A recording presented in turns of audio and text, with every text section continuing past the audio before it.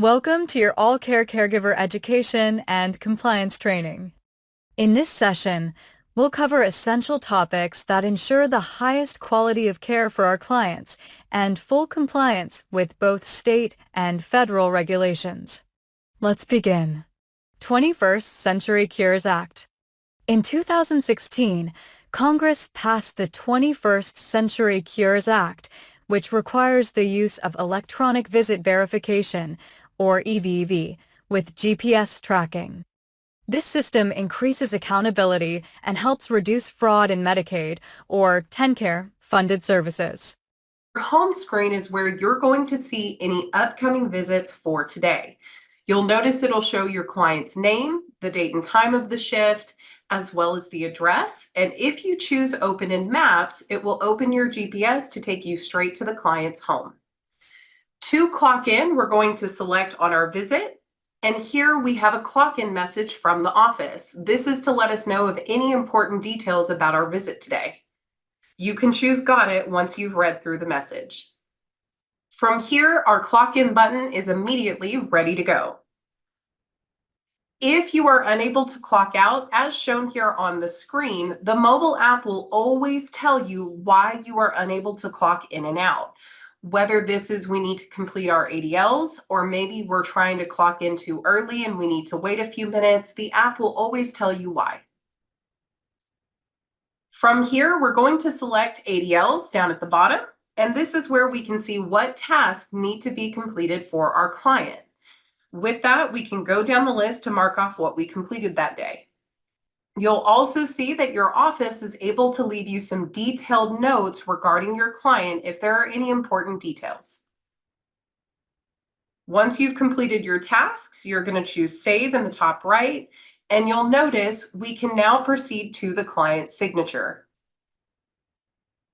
Here, our client can confirm that everything on the screen is correct, and then you'll choose Sign. This gives your client the ability to come in and sign physically, or you'll see we do have a voice signature available as well. We'll choose Finish, and at that time, you are now being asked to answer some questions.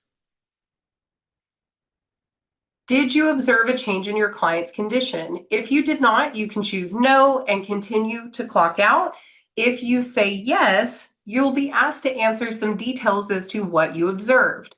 So for this example, we'll say that Mary ate well today.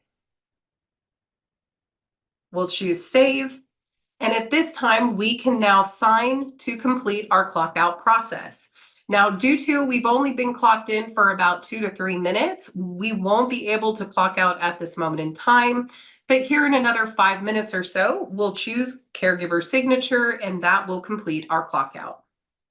While we wait, let's take a look at other areas in the app today. In the top right-hand corner, you have Schedule, and the first option you have available is Open Visits.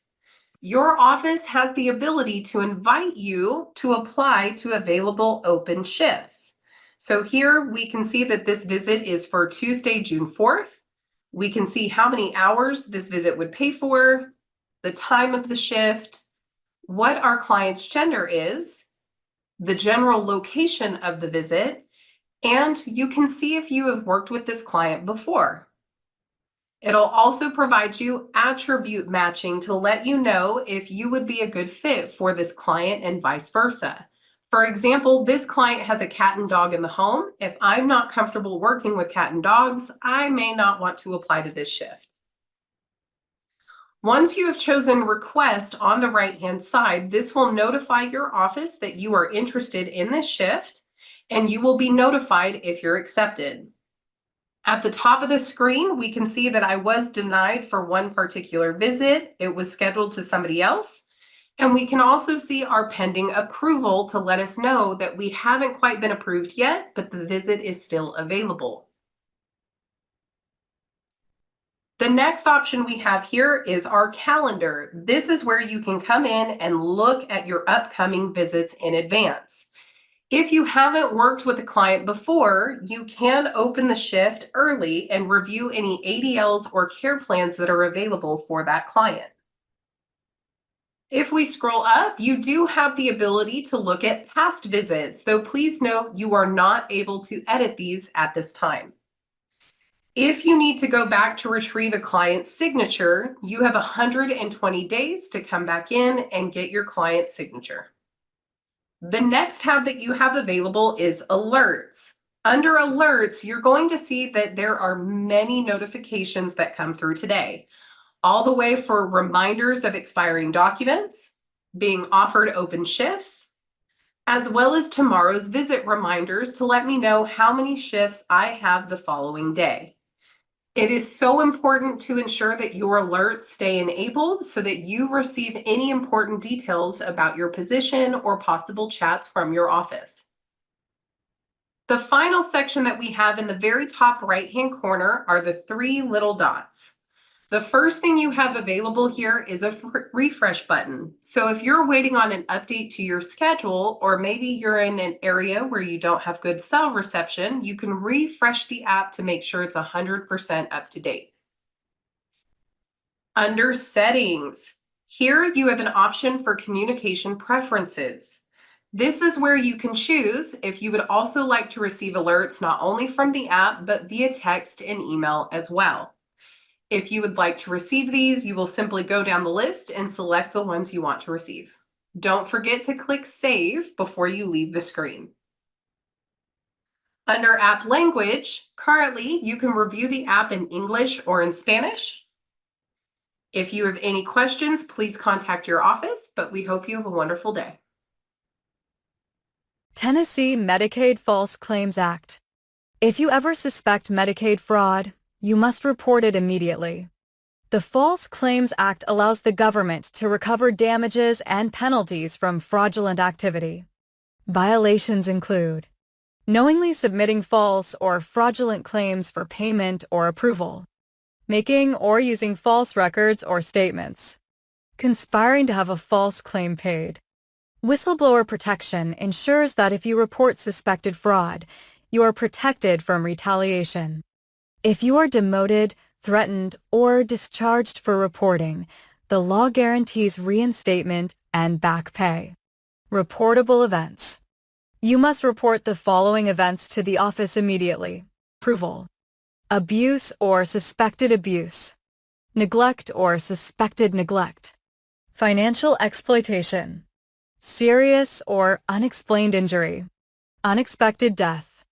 Or visits or hospitalizations. Reporting protects both your client and you. Safe transfers and no-lift policy. Caregivers should never lift a client. All transfers must follow safe procedures. Plan ahead, use proper equipment, keep your back straight, bend at the knees, and pivot with your feet. Always keep the client close and involve them in the movement as much as possible. No-lift policy. Never lift or transfer a client after a fall or if it risks injury to you or them. Never lift if you have a medical condition or have not been trained. Always call your supervisor if a transfer feels unsafe. If a client falls, call 911 immediately.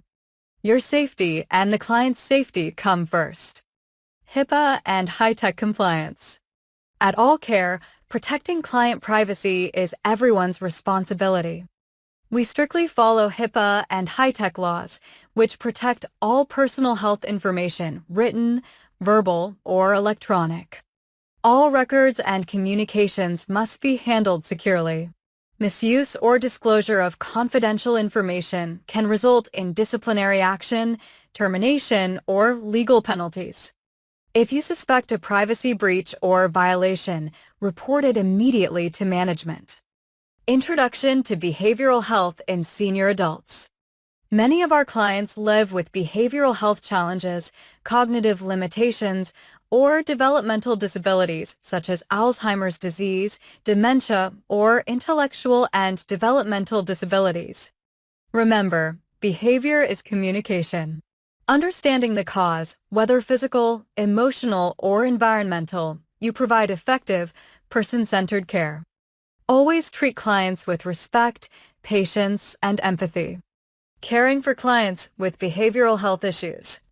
when supporting clients with behavioral or cognitive challenges. Follow the client's care plan closely. Use positive behavior supports. Maintain a calm and consistent approach. Your patience and compassion make a real difference in the client's daily life. Disability etiquette and communication. Every individual deserves respect and dignity. When working with clients who have disabilities, communicate directly with them, not through others. Use clear and respectful language.